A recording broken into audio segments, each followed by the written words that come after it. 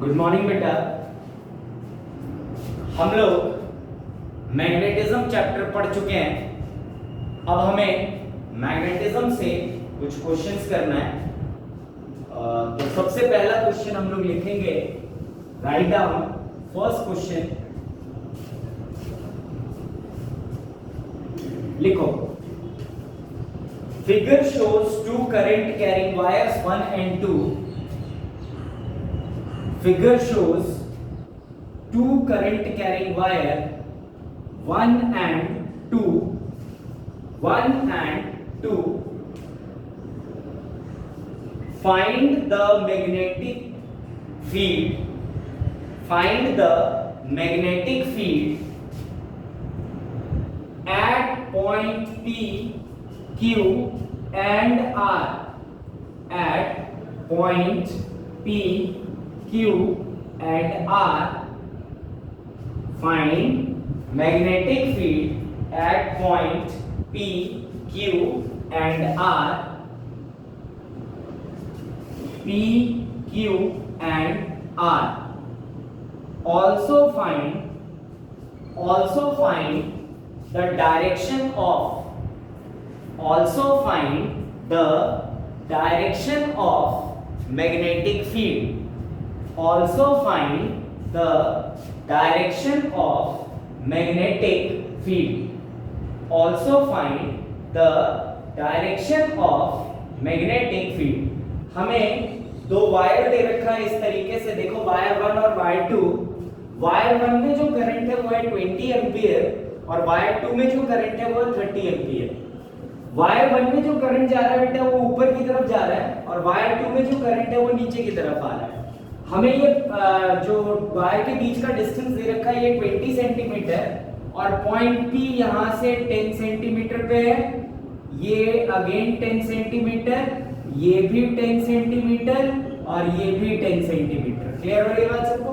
तो हमें क्या करना है बेटा, मैग्नेटिक फील्ड निकालना है। P पॉइंट पे मैग्नेटिक फील्ड निकालना है, Q पॉइंट पे मैग्नेटिक फील्ड निकालना है, R पॉइंट पे। तो बारी बारी से हम मैग्नेटिक फील्ड निकालेंगे। क्लियर है बात? तो सबसे पहले देखो बेटा कि तुमको ना वायर की लेंथ नहीं दे रखी, तो जब वायर की लेंथ ना दे रखी हो, if length of wire is not given, मैं यहां लिख देता हूं, if length of wire is not given, then the wire is considered to be infinite length wire. Then the wire is considered to be infinite length wire. और infinite length wire की वजह से किसी पॉइंट P पे अगर तुमको magnetic field की value finite length of wire की वजह से पता हो तो वो क्या होती थी बेटा, B = μ0 I by 4 pi a sin alpha plus sin beta. और इनफाइनाइट वायर की वजह से हमें पता है बेटा अल्फा और बीटा की वैल्यू कितनी होती है, 90। तो इसका मतलब इनफाइनाइट के लिए अल्फा 90 और बीटा भी 90। तो हम लिख सकते हैं magnetic field due to infinite length wire is μ0 I by 4 pi a sin 90 plus sin 90 1 होता है, 1 + 1 2 2 2 4।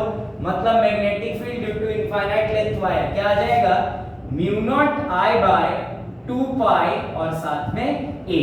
तो ये है magnetic field due to infinite length wire. अब मैं मैग्नेटिक फील्ड P पॉइंट पे वायर 1 की वजह से भी निकालूंगा और वायर 2 की वजह से भी निकालूंगा। इसी तरह Q पॉइंट पे भी मैग्नेटिक फील्ड हम वायर 1 की वजह से भी निकालेंगे और वायर 2 की वजह से भी निकालेंगे। इसी तरीके से R पॉइंट पे मैग्नेटिक फील्ड हम वायर 1 की वजह से भी निकालेंगे और वायर 2 की वजह से भी निकालेंगे। तो जो हमारा फॉर्मूला हुआ वो हुआ μ0 I by 2 pi a। μ0 I by 2 pi a is your magnetic field due to infinite wire। तो μ0 ये आ गया आपके पास μ0 I by 2 pi और साथ में a। तो हम सबसे पहले मैग्नेटिक फील्ड एट P निकालते हैं।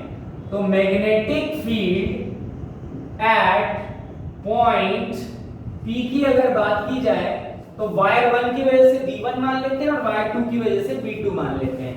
तो B1 is equals to mu naught I by 2 pi a, और हम सब जानते हैं म्यू नॉट की वैल्यू कितनी होती है 4 pi into 10 raise power minus 7 multiply current की वैल्यू है 20 डिवाइडेड बाय 2 पाई, और a मतलब डिस्टेंस, तो ये डिस्टेंस 10 सेंटीमीटर मतलब 10 इंटू 10 रेज़ पावर माइनस 2।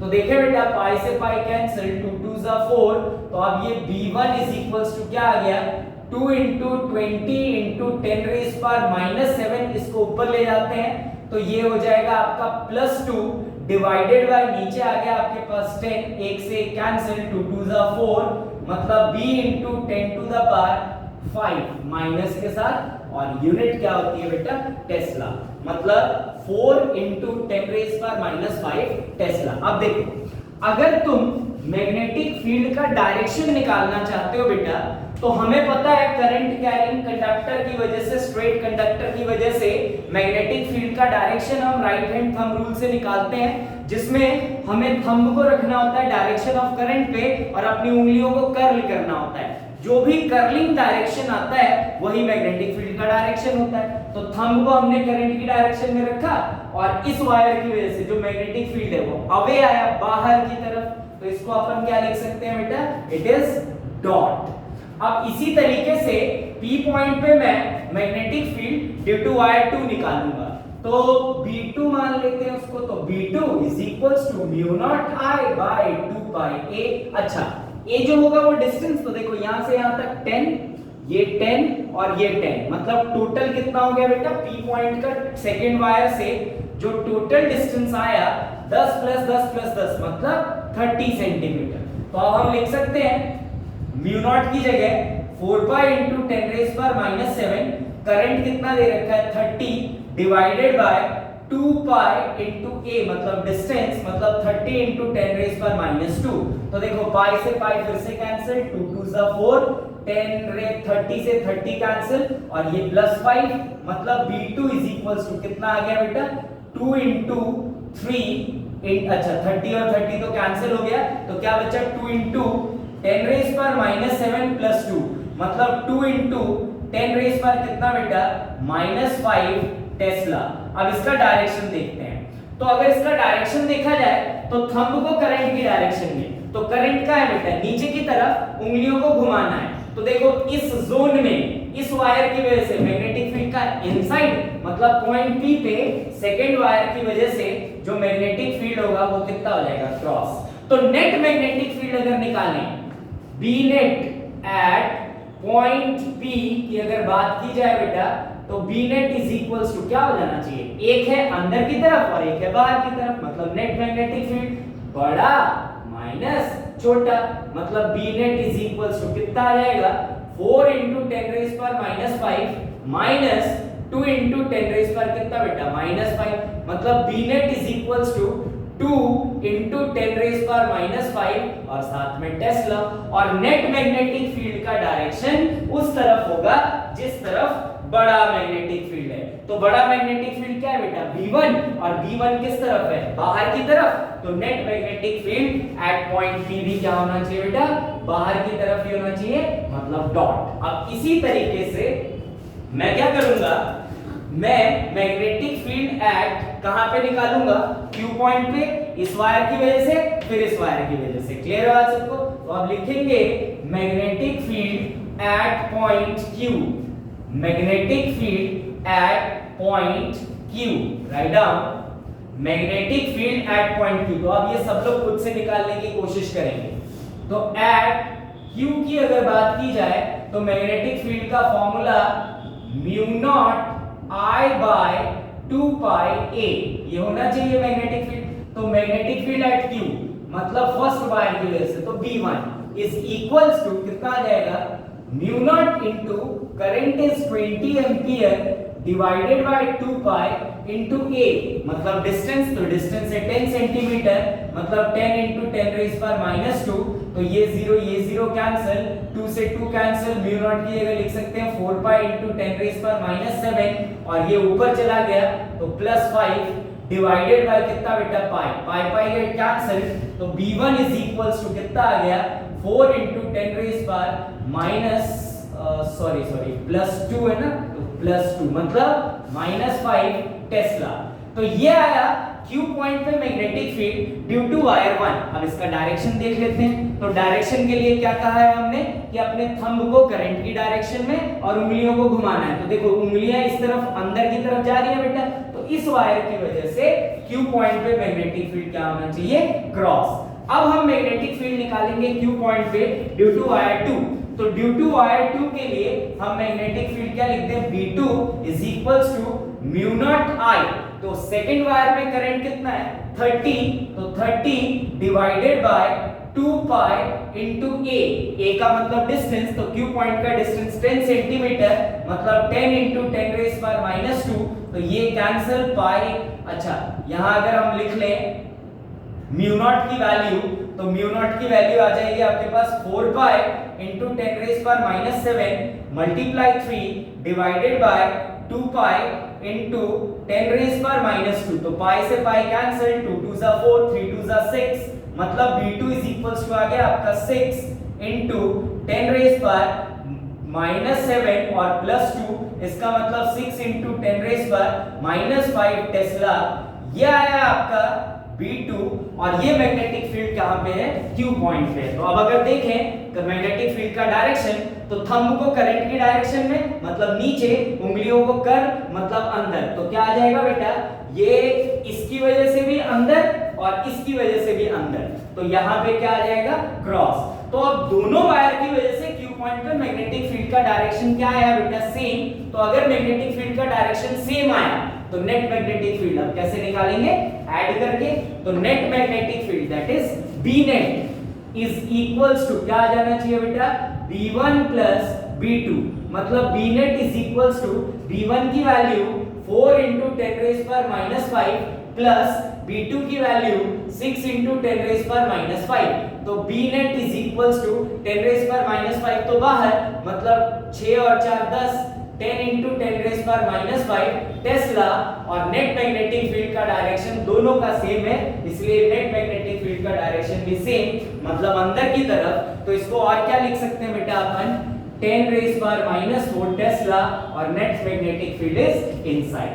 अब अगर आगे देखें R पॉइंट पे, तो R पॉइंट पे हम मैग्नेटिक फील्ड निकाल सकते हैं due to both of the wire. तो अगर R पॉइंट पे देखा जाए magnetic field at point R, magnetic field write down at point R।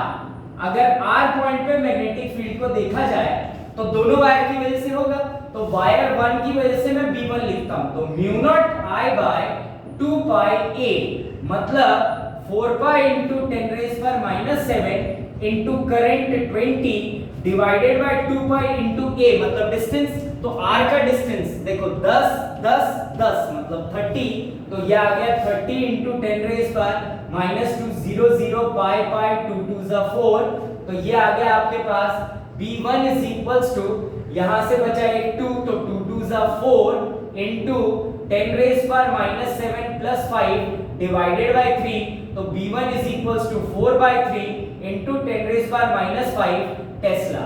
ये आया मैग्नेटिक फील्ड का magnitude at point R due to wire 1। ठीक है, अब इसका डायरेक्शन देख लेते हैं। तो अगेन थंब को हमें करंट की डायरेक्शन में उंगलियों को घुमाना है, तो इस तरफ उंगली कहां जा रही है, इनसाइड, तो मैग्नेटिक फील्ड क्या हो जाएगा बेटा, क्रॉस हो जाएगा। अब हम R पॉइंट पे magnetic field due to second wire निकालेंगे। तो ड्यू टू सेकंड वायर को हम लिख देते हैं B2 is equals to mu naught I by 2 pi और साथ में A, तो म्यू नॉट की जगह 4 pi into 10 raise power -7 multiply current is 30 ampere, so we can write here 30 divided by 2 pi and A is your distance is 10 centimeter, we can write 10 into 10 raised power -2, 0 0 cancel, pi 2 2 is 4, so B2 is equals to कितना आ जाएगा, 3 2 is 6 multiply 10 to the power -7 -2 मतलब -7 plus 2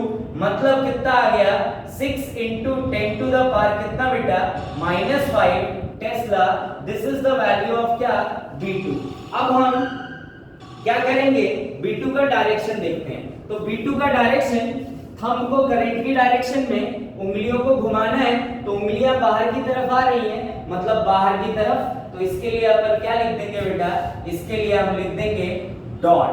clear है? तो net magnetic field अब क्या आ जाएगा, दोनों का डायरेक्शन अलग अलग है, तो नेट मैग्नेटिक फील्ड के लिए अब हम क्या करेंगे, सब्सट्रैक्शन, बड़ा मैग्नेटिक फील्ड माइनस छोटा मैग्नेटिक फील्ड। तो बड़ा मैग्नेटिक फील्ड माइनस छोटा मैग्नेटिक फील्ड अगर हम करते हैं बेटा, तो जल्दी से करके बताओ आंसर कितना आ जाएगा। हमारे पास एक है 4/3 और एक है आपका 6 × 10⁻⁻⁵। तो 4/3 मतलब B1 इज इक्वल्स टू आ गया 1.33 × 10⁻⁵ और B2 आ गया आपके पास 6 × 10⁻⁵। तो नेट मैग्नेटिक फील्ड बड़ा मैग्नेटिक फील्ड माइनस छोटा मैग्नेटिक फील्ड, और बड़े मैग्नेटिक फील्ड की तरफ ही नेट मैग्नेटिक फील्ड होगा, मतलब डॉट, मतलब बाहर की तरफ, मतलब 6 × 10⁻⁵ माइनस 1.33 × 10⁻⁵। तो ये आ जाएगा आपका 6 मतलब 5, मतलब क्या बेटा, जल्दी से सॉल्व करें और बताएं कितना आंसर आ जाएगा। एक है 6 और एक है 1.33।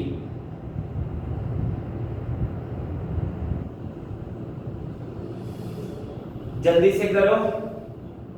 तो ये आ गया आपके पास 4.67 × 10⁻⁻⁵ टेस्ला। और हमेशा याद रखो नेट मैग्नेटिक फील्ड बड़े मैग्नेटिक फील्ड की तरफ आता है, तो बड़ा मैग्नेटिक फील्ड डॉट, मतलब ये क्या हो जाएगा, डॉट। तो ये था आपका फर्स्ट क्वेश्चन, और इसको ध्यान से समझ लें, बहुत ही आसान क्वेश्चन है। कॉपी करें, फिर इसके बाद हम अगला क्वेश्चन करते हैं। Write down next question. Using Biot-Savart law, using Biot-Savart's law, using Biot-Savart's law, obtain the expression for the magnetic field. Obtain the expression for the magnetic field at the center of coil, at the center of coil, at the center of coil, bent in the form of square, bent in the form of square of side, in the form of square of side 2a, of side 2a, carrying current I, carrying current I। तो देखो बेटा, तुमसे क्या कह रहा है कि ये स्क्वायर शेप में हमने एक वायर को बेंड कर दिया जिसमें I करंट है, और हमें सेंटर पे मैग्नेटिक फील्ड निकालना है। ठीक है, we have to find the magnetic field at the centre, और सेंटर ये रहा तुम्हारा O। तो अब सोचो ये वाला जो डिस्टेंस हो जाना चाहिए वो कितना हो जाना चाहिए, A। क्लियर बात? अब बहुत ध्यान से समझने की कोशिश करना। देखो मैं सिर्फ स्क्वायर है ना, तो स्क्वायर के तो सारे साइड इक्वल होंगे, मतलब अगर मान लो ये A है, इसको B मान लें, इसको C मान लें और इसको D मान लें, तो इसका मतलब ये हुआ ना, अगर स्क्वायर है तो AD equals to DC equals to CB is equals to AB। सारे साइड इक्वल है और सारे साइड में करंट भी आएगा। अब सोचो अगर मैं सिर्फ इसको मान लूं, एक वायर मान लूं, सिर्फ इस वाले पार्ट को, ये सिर्फ इस वाले पार्ट को लें, हमें मैग्नेटिक फील्ड सेंटर पे निकालना है, ये रहा O। अच्छा, ये जो डिस्टेंस है ये तुमको दे रखा है A, और वायर की लेंथ भी पता है, समझ में आ रही बात? तो वायर की लेंथ कितनी है, 2 है। अब सोचो अगर ये तो 90 है, तो ये एंगल कितना हो जाना चाहिए बेटा, 45, और ये एंगल भी कितना हो जाना चाहिए, 45। अब ऐसे 4 फ्रेम है, तो तुम सिर्फ एक का निकाल के मल्टीप्लाई 4 कर दो, तो तुम्हारा काम हो जाएगा। क्लियर हो रही है बात सबको? तो अब अगर देखें तो इस वायर की तो लेंथ पता है हमको, और इस वायर के साथ एंगल भी पता लग गया। तो अगर हमें इस वायर की लेंथ पता है, ऐसे ही सेम टू सेम हो जाएगा बेटा, ये डिस्टेंस भी कितना हो जाएगा a, ये डिस्टेंस भी कितना हो जाएगा a, और ये डिस्टेंस भी कितना हो जाएगा a, मतलब ये एंगल भी कितना हो जाना चाहिए 45, ये एंगल भी 45, ये एंगल भी 45, ये एंगल भी 40, मतलब सारे एंगल जो होंगे वो 45 हो जाएंगे। तो अगर तुम सिर्फ एक पार्ट का निकाल लो और उसको मल्टीप्लाई कर दो 4 से, तो नेट मैग्नेटिक फील्ड सेंटर पे आ जाएगा। तो अगर एक पार्ट को देखें तो ये फाइनाइट लेंथ के वायर की तरह एक्ट कर रहा है, और इस फाइनाइट लेंथ का वायर तुमको दे रखा है कितना 2a। तो अगर हम इसको फाइनाइट लेंथ वायर की तरह मान के एक्टिवेट करें, इसकी वजह से मैग्नेटिक फील्ड B1 मान ले, इसकी वजह से मैग्नेटिक फील्ड B2, इसकी वजह से B3 और इसकी वजह से B4, तो BA1 B2 B3 B4 तो इक्वल आएगा। तो एक का निकाल लेते हैं, तो B1 इज इक्वल टू क्या आ जाना चाहिए mu naught I by 4 pi a और sin अल्फा प्लस कितना बेटा sin बीटा। ये हमको फाइनाइट लेंथ वायर की वजह से मैग्नेटिक फील्ड पता है। तो अब अगर हम इसकी वैल्यू डाल दें साइन मतलब सारी वैल्यूज जो भी हमको गिवन है, ये सारी की सारी वैल्यूज अगर अपन डाल दें हम, तो हमारे लिए काम जो होगा वो एकदम आसान हो जाएगा। तो सारे के सारे अगर वैल्यूज डाल दोगे तुम, तो देखो यार वैल्यू डाल के जल्दी से, अगर हम देखें B1 is equals to mu naught I by 4 pi into distance तो a ही है, अल्फा की वैल्यू 45 और बीटा की वैल्यू भी कितनी है बेटा 45, मतलब sin 45 और sin 45 तुमको करना है। तो sin 45 और sin 45 की वैल्यू हमको पता होनी चाहिए, ठीक है। तो जब आप इसको पूरे को सॉल्व कर देंगे तो क्या मिल जाएगा B1 is equals to mu naught I by 4 pi a, और सारी वैल्यूज अगर आप डाल दें तो कुल मिला के हमारे पास कितनी आ जाएगी बेटा, इसमें एक क्या आ जाएगा √2, मतलब B1 इज इक्वल्स टू कितना आ गया √2 mu naught I by 4 pi a।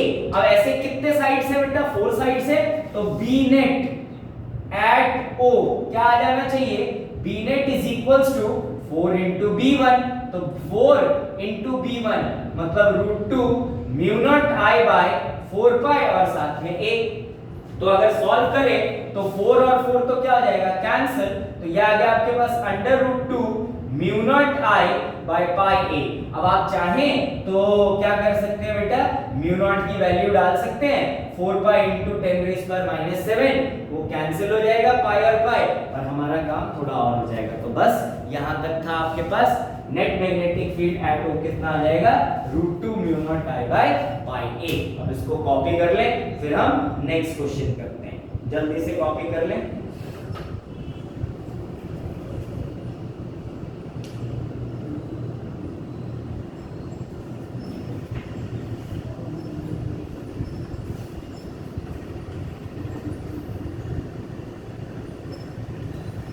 चलो तो write down next question, two parallel wires P and Q,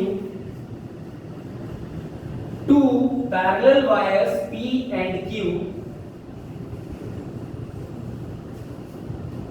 two parallel wires P and Q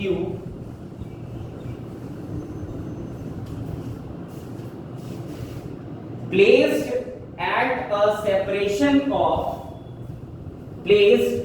at a separation of 6 centimeter, placed at a separation of 6 centimeter, carrying electric current I1 is equals to 5 ampere, carrying electric current I1 is equals to 5 ampere and I2 is equals to 2 ampere, and I2 is equals to 2 ampere in opposite direction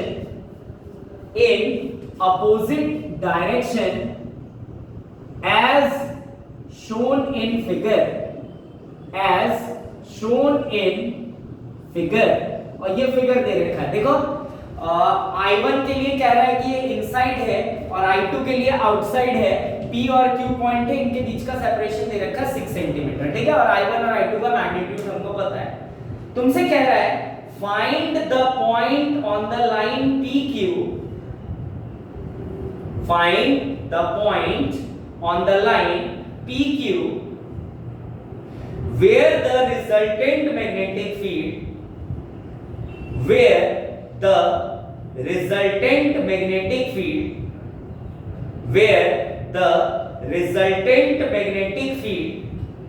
is 0. Find the point on the line PQ where the resultant magnetic field is 0. Where the resultant magnetic field is 0. मतलब PQ line पे, मतलब ये देखो, ये है तुम्हारा PQ line, इस पे तुमको वो पॉइंट ढूंढना है जहां पे रिजल्टेंट मैग्नेटिक फील्ड की वैल्यू क्या है बेटा, 0 आए। तो देखो तुम कहीं भी मान सकते हो पॉइंट P को, या तो इधर मान सकते हो या इधर मान सकते हो। तो मान लो मैंने ये पॉइंट मार्क कर लिया R, इससे कुछ x डिस्टेंस दूर, और मान लो इस डिस्टेंस को x r मान लेता हूं मैं, ठीक है, कोई प्रॉब्लम नहीं है, r मान सकते हैं यहाँ पर। तो इसको मैंने r मान लिया और r की वैल्यू हमको गिवन है 6 सेंटीमीटर। तो let r is the point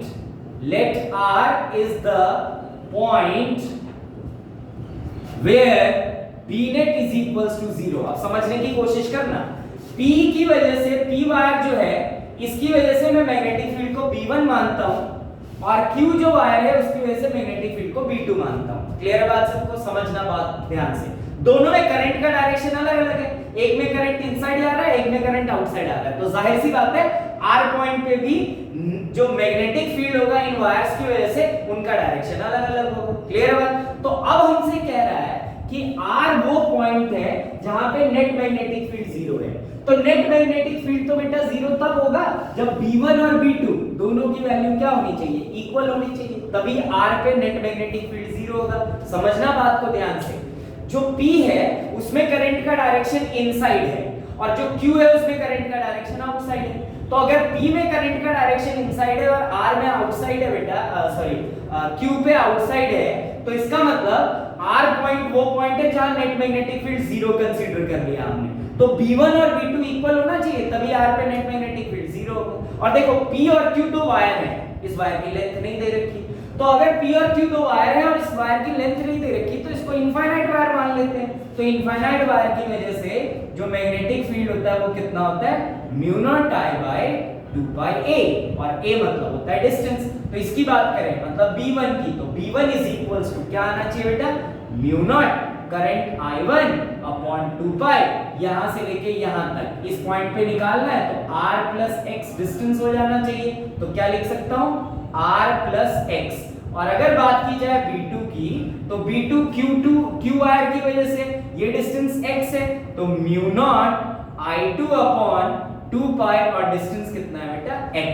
अब अगर नेट मैग्नेटिक फील्ड 0 करना है तो b1 किसके इक्वल आना चाहिए, b2 के इक्वल आना चाहिए, मतलब b1 is equals to b2, तभी नेट मैग्नेटिक फील्ड कितना होगा, 0। तो हम लिख सकते हैं mu naught I1 by 2 pi r plus x is equals to mu naught I2 upon 2 pi और साथ में x। तो 2 pi get cancelled, mu naught get cancelled, तो I1 upon r plus x is equals to I2 upon कितना बेटा, x। अब I1 और I2 की वैल्यू हम लोग जानते हैं, और हमें क्या निकालना है, x का वैल्यू निकालना है। तो अगर x का वैल्यू निकालना है तो x को इधर, I1 को इधर और इसको इधर कर देते हैं, ठीक है। तो अब इसको अगर अपन सॉल्व करें x की वैल्यू निकालने के लिए, तो x इज इक्वल्स टू, फटाफट से सॉल्व करके बताओ क्या आना चाहिए बेटा, I2 into r अपॉन नीचे क्या आ जाएगा, जल्दी से बोलो, I1 माइनस I2। तो आप सारी वैल्यूज अगर डाल दें तो I2 की वैल्यू है 2 और R मतलब 6 centimetre upon I1 is 5 minus 2। तो x इज इक्वल्स टू कितना, ये आ जाएगा आपके पास 2 into 6 into 10 raised power minus 2, 3 2s are 6, मतलब x equals to 4 into 10 raised power minus 2 metre. ये आ गई आपकी x की वैल्यू। क्लियर बात? तो जल्दी से कॉपी कर लें, फिर हम अगला क्वेश्चन देखते हैं।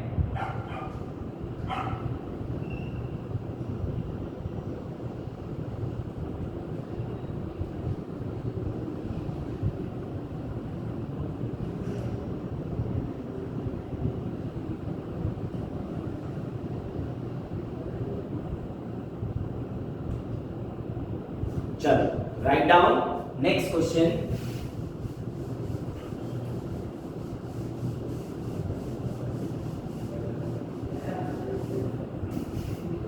A current of 1 ampere, a current of 1 ampere is flowing, a current of 1 ampere is flowing in the side of an equilateral triangle, in the side of an equilateral triangle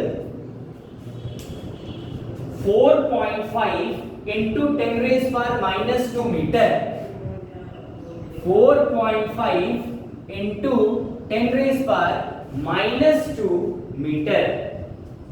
Find the magnetic field, find the magnetic field at the centroid, find the magnetic field at the centroid, at the centroid ये point है, यहां पे magnetic field निकालना है।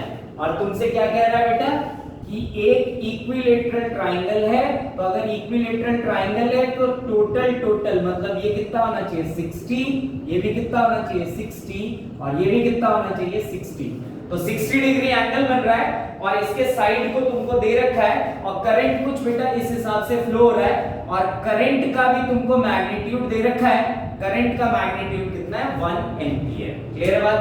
तो यार वापस से एकदम आसान काम हो जाएगा हमारे लिए, ठीक है। देखो अगर इक्विलेटरल ट्राइंगल है और हम एक साइड ले लें, मतलब तीनों साइड को इक्वल होंगे। अगर मैं साइड को A मान लेता हूं तो ये A, तो ये भी A होना चाहिए और ये भी A होना चाहिए। क्लियर हो रही है बात सबको? और ये एक इक्विलेटरल ट्राइंगल है, तो अगर इक्विलेटरल ट्राइंगल है तो हमारा काम हो जाएगा। हम इसको क्या मान सकते हैं बेटा, इनफाइनाइट लेंथ का वायर मान सकते हैं। अगर साइड दे रखा है तो इसको हम फाइनाइट लेंथ का वायर मान सकते हैं। तो जो इसका आएगा वही इसका आएगा और वही इसका आएगा, तो नेट मैग्नेटिक फील्ड हम आराम से निकाल सकते हैं। तो देखते हैं बेटा, सबसे पहली चीज तो ये कि हमको सेंट्रॉइड का वायर से ये डिस्टेंस निकालना पड़ेगा और एक बार ये डिस्टेंस आ जाए तो ये डिस्टेंस और ये डिस्टेंस भी क्या हो जाएंगे बेटा, इक्वल आ जाएंगे। क्लियर है बात? तो हम देखते हैं कैसे क्या बातचीत हो सकती है, ठीक है। देखो ये टोटल एंगल जो होना चाहिए तो 120 होना चाहिए, तो अगर ये 120 होना चाहिए तो ये एंगल 60 और ये एंगल भी 60 हो जाएगा।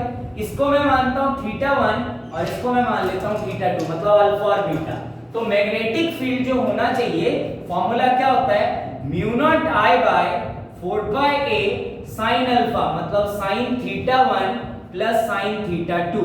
तो θ1 और θ2 की वैल्यू तो मिल गई। अब हमें डिस्टेंस चाहिए वायर सा पॉइंट का, तो अब डिस्टेंस निकालने के लिए हम देख लेते हैं बेटा, एक राइट एंगल ट्रायंगल दिखता है हमको, ये हो गया आपका एक राइट एंगल ट्रायंगल, मतलब बी, इसको मान लेते हैं डी, BOD।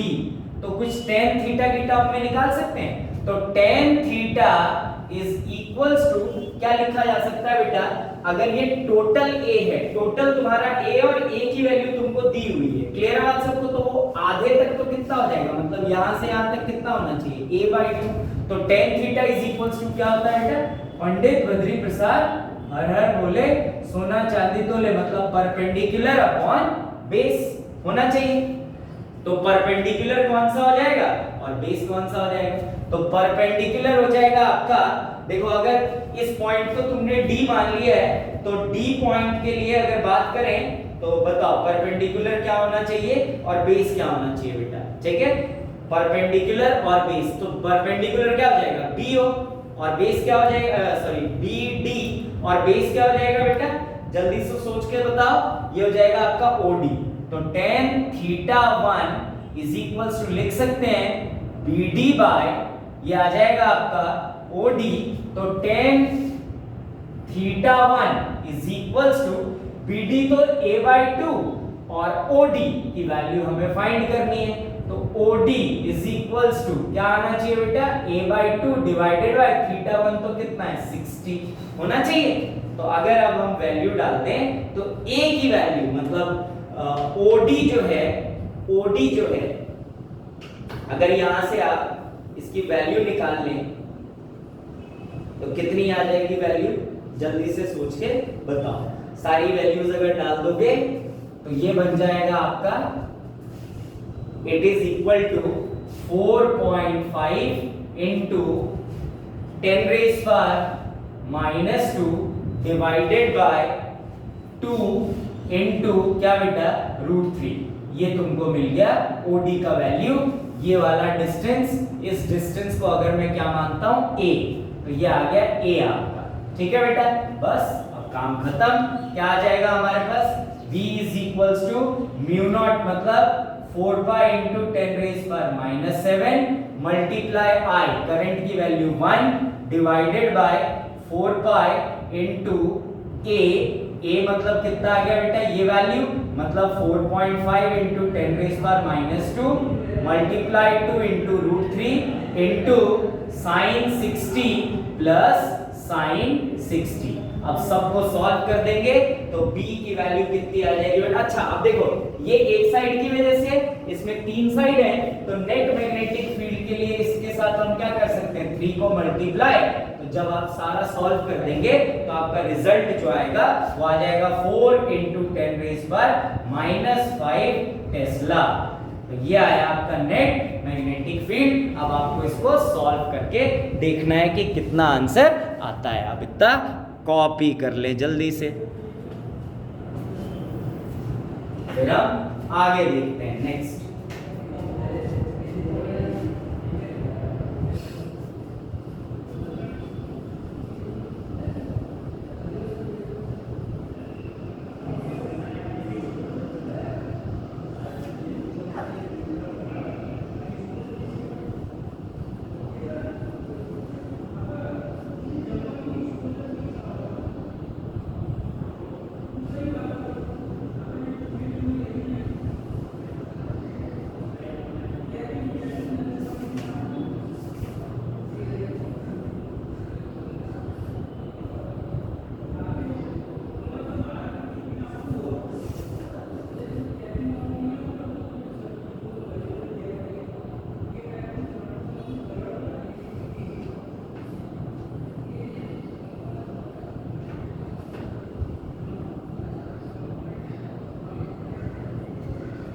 चलो बेटा, तो बस आज के लिए इतना काफी है।